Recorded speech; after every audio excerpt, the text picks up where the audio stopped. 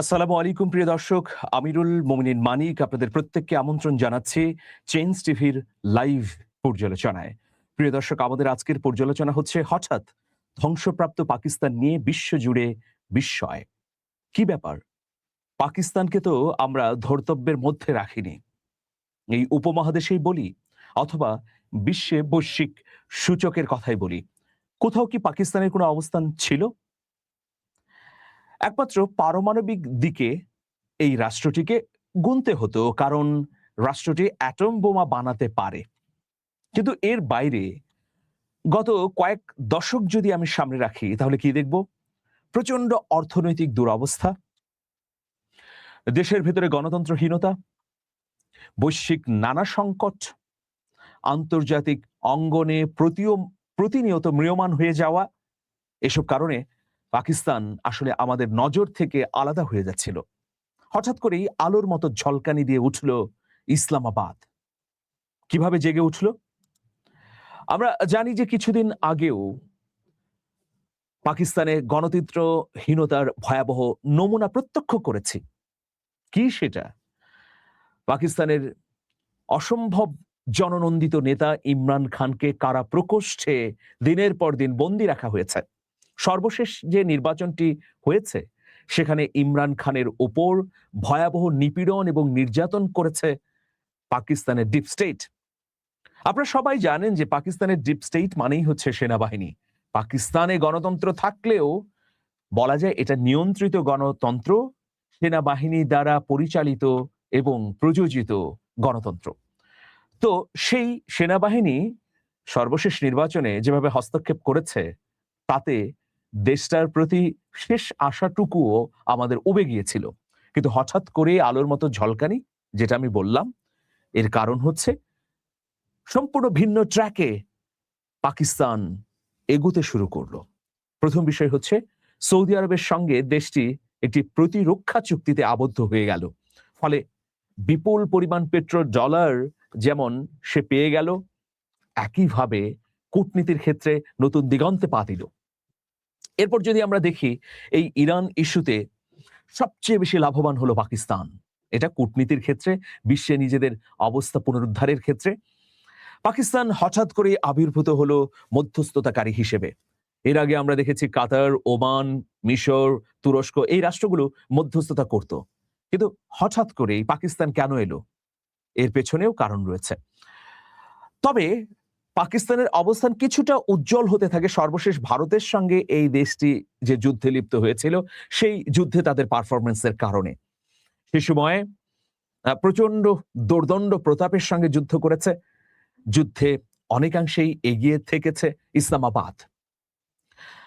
সেই সময় ডোনাল্ড ট্রাম্পের মধ্যস্থতায় পাকিস্তান এবং ভারতের এই যুদ্ধ থামে বলে বিভিন্ন সূত্র মারফত জানা যায়। এরপর ডোনাল্ড ট্রাম্প পাকিস্তানের উচ্ছ্বসিত প্রশংসা করেন।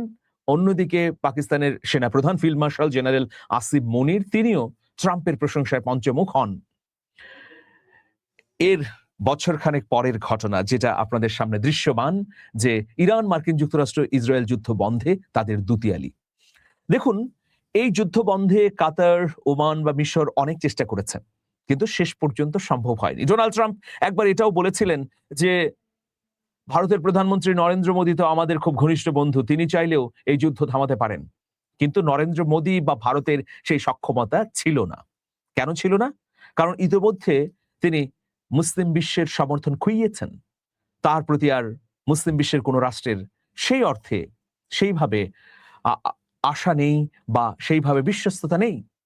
ফলে একমাত্র রাষ্ট্র ছিল সামনে, পাকিস্তান, যে রাষ্ট্রটির সঙ্গে ইরানের যেমন ভালো সম্পর্ক, একইভাবে হাল সময়ে যুক্তরাষ্ট্রের সঙ্গেও তার একটা চমৎকার উষ্ণ সম্পর্ক তৈরি হয়েছে। ফলে এই দুই দেশের মাঝখানে দাঁড়িয়ে সেনাপ্রধান আসিফ মনির তিনি দুতিয়ালির উদ্যোগটি গ্রহণ করলেন। কারণ ওই যে আসিফ মনিরের সঙ্গে মাঝখানে শীতল সম্পর্ক থাকলেও কিছুদিন ধরে সম্পর্ক উষ্ণতার দিকে যাচ্ছিল ট্রাম্পের। ফলে ট্রাম্প আস্থা পেলেন, পাকিস্তানকেই দুতিয়ালির আহ্বান জানালেন। পাকিস্তানের সঙ্গে আগে থেকেই ইরানের চমৎকার বন্ধুত্বপূর্ণ সম্পর্ক রয়েছে। আর নতুন করে মার্কিন যুক্তরাষ্ট্রের সঙ্গে সম্পর্ক দুয়ে মিলে বাজিমাত করে ফেললো। এই মুহূর্তে আপনারা জানেন যে আজকের খবর হচ্ছে যে ইরান, মার্কিন যুক্তরাষ্ট্র দুটো রাষ্ট্রই জানিয়েছে যে ইলেকট্রনিক পদ্ধতিতে চুক্তি স্বাক্ষর হয়ে গেছে। যদিও আগামী শুক্রবার এই চুক্তিটি আনুষ্ঠানিকভাবে স্বাক্ষরিত হবার কথা রয়েছে। ইতিমধ্যে মার্কিন যুক্তরাষ্ট্রের তরফ থেকে প্রস্তুতি নেওয়া হয়েছে। কারা কারা যাবেন সুইজারল্যান্ডের জেনেভায়, কারা স্বাক্ষর করবেন, বিশ্ব নেতাদের মধ্যে কে কে উপস্থিত থাকবেন, এগুলোর খসড়া ইতিমধ্যে তৈরি হয়ে গেছে। তো প্রিয় দর্শক, এই চুক্তিটির নাম হচ্ছে ইসলামাবাদ এগ্রিমেন্ট। এটাতে সই করবে পাকিস্তান, মার্কিন যুক্তরাষ্ট্র, ইরান এবং সুইজারল্যান্ড, কারণ এটি সুইজারল্যান্ডের জেনেভায় অনুষ্ঠিত হচ্ছে। তো কূটনীতির ক্ষেত্রে এই যে একটা আকাশ স্পর্শী সাফল্য, এটা পাকিস্তানকে যেমন সারা বিশ্বে নতুন করে একটা নিঃশ্বাস ফেলার মতো জায়গা তৈরি করে দিল, অন্যদিকে ভারতের ঈর্ষায় পরিণত হলো ইসলামাবাদ। কারণ এই সুযোগটি ভারত গ্রহণ করতে পারত, সেটা সম্ভব হলো না। কারণ ভারত ইতোমধ্যে তার বিস্তৃত কূটনীতিকে সংকীর্ণ করে ফেলেছে। ভারতের সঙ্গে ইরানের চাবাহার প্রকল্প নিয়ে দীর্ঘদিনের স্বপ্নের একটা প্রজেক্ট থাকার পরেও ভারত এই সুযোগটা কাজে লাগাতে পারল না, কেবলমাত্র নরেন্দ্র মোদীর একমুখী সিদ্ধান্তের কারণে। তিনি গত কয়েক বছর ধরে নেতানিয়াহুর সঙ্গে যে ধরনের সম্পর্ক দৃশ্যমান করছেন, যেভাবে দেখাচ্ছেন যে নেতানিয়াহু আমার বন্ধু, ইসরায়েল আমার প্রিয় ভূমি, ইসরায়েলের আমি পাশে আছি, ইসরায়েল ভারতের পাশে আছে, ভারত নেতানিয়াহুর পাশে আছে, এই যে অবস্থা, এই যে কূটনীতির সংকীর্ণতা, যেটার কারণে আসলে ভারত এই মর্যাদাটুকু অর্জন করতে পারলো না। অন্যদিকে আমরা দেখতে পাচ্ছি আজকে ইউরোপের অধিকাংশ শক্তিশালী রাষ্ট্রগুলো পাকিস্তানকে ভি চিহ্ন দেখাচ্ছে, পাকিস্তানকে অভিনন্দন জানাচ্ছে, পাকিস্তানের প্রতি কৃতজ্ঞতা প্রকাশ করছে। এই চুক্তির পরিপ্রেক্ষিতেই কিন্তু ইতালি, ফ্রান্স, যুক্তরাজ্য, এই রাষ্ট্রগুলো এখন ইরানের উপর থেকে এমবার্গো প্রত্যাহার করে নিচ্ছে। পাশাপাশি পাকিস্তানের সঙ্গে নতুন করে বাণিজ্যিক সম্পর্ক তৈরিরও চিন্তা ভাবনা শুরু করে দিয়েছে। আমি যদি অস্ট্রেলিয়ার কথা বলি, অথবা জাপান, অথবা যুক্তরাজ্য, অথবা ফ্রান্স, ইতালি, কানাডা, সবার এখন আগ্রহের কেন্দ্রবিন্দুতে পরিণত হয়েছে পাকিস্তান। কারণ পাকিস্তান একটি দুর্দান্ত সাফল্য অর্জন করেছে কূটনৈতিক পারঙ্গমতা এবং দূরদর্শিতা দেখিয়ে, যার ফলে বিশ্ব একটা ভয়াবহ যুদ্ধের হাত থেকে বেঁচে গেল।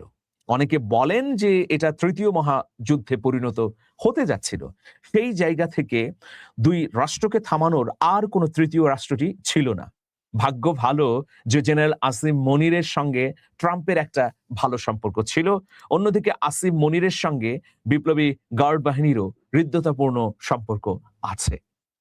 তো এই ধরনের সম্পর্ক কতটা অগ্রসরমান করে একটা রাষ্ট্রকে, সেটা কিন্তু আমরা এই সময়ে এসে দেখলাম।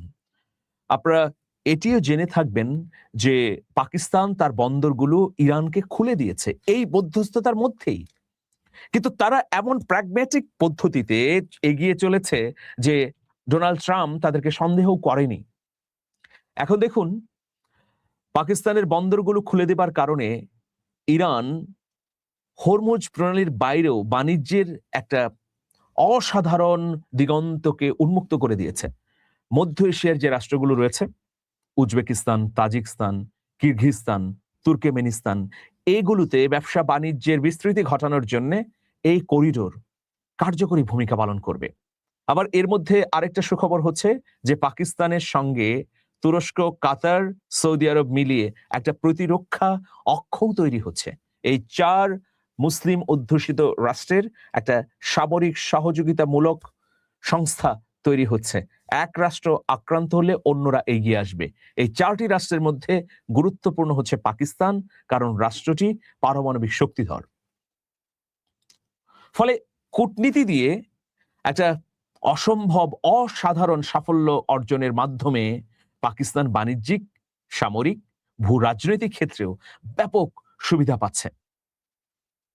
ভবিষ্যতে পাকিস্তানকে অনুসরণ করে দুতিয়ালি বা মধ্যস্থতার ক্ষেত্রে আরো অনেক রাষ্ট্র হয়তো বাজিমাত করার চেষ্টা করবে, কিন্তু ইরান, মার্কিন যুক্তরাষ্ট্র, ইসরায়েল এই ত্রিমুখী যুদ্ধ থামাতে পাকিস্তান যে ভূমিকা পালন করেছে তা নিঃসন্দেহে ইতিহাসের পাতায় স্বর্ণাক্ষরে লেখা থাকবে।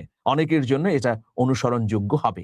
আমি প্রত্যাশা করি আমাদের প্রতিবেশী ভারতও তার সংকীর্ণ কূটনীতিকে ছেড়ে সবার সঙ্গে ন্যায্যতার ভিত্তিতে সম্পর্ক গড়ে তুলে এরকম দুতিয়ালিতে সাফল্য অর্জন করতে পারবে। দর্শক, আজকে এ পর্যন্তই। ভালো থাকুন। শুভেচ্ছা নিরন্তর। আল্লাহ হাফেজ।